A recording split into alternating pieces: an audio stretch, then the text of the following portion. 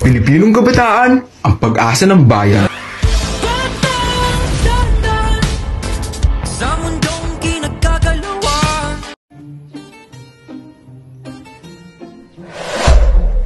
Ay, may thesis pala kami. Kailangan ko i-chat yung mga kaklase ko para pumunta dito. Dito na lang kami mag-group study.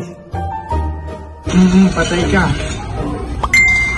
Ay, nag-chat si Aldrin.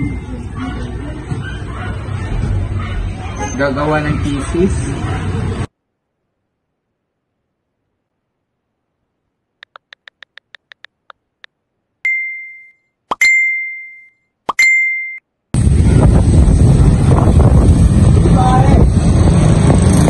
Tara na kay Aldrin.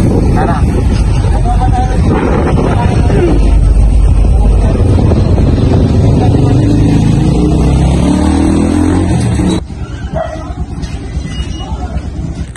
Tara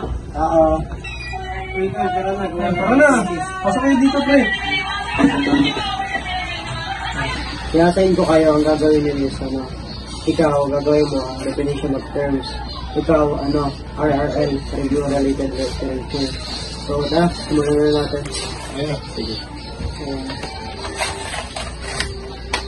Habang kami ay gumagawa ng aming thesis, ang bawat isa ay nakaramdam ng pagkatamad, pagkawala ng gana at interes, bagkus mahirap nga, kaya naisipan na lang namin na maglaro ng online games. Hirap naman ito, wala akong matapos. Tingin nga. Ako nga, wala pa akong nasisimulan eh. Hinirap din ang part 2 eh. Tara, laro muna tayo. Tara! Okay na kayo. Ito ay isang laro.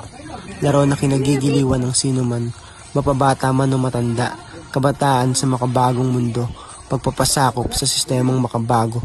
Di naman lahat, subalit ito ang totoo. Ito nga ba ay realidad? Realidad na pwedeng sumira sa ating mga kinabukasan. Nasaan na nga ba ang sinasabing pag-asa ng bayan? Kung iba dito ay sila ang dahilan ng pagkasira ng ating inang bayan. Sabi nga ni Rizal, kabataan ng pag-asa ng bayan, pero may tanong sa aking isipan, ito pa nga ba ay may katotohanan? Tama pa nga ba ang sinasabi ni Rizal dahil ang mga kabataan ngayon ay tuluyan ng nagbago? Sa paglipas ng taon, mundo ay nagbago.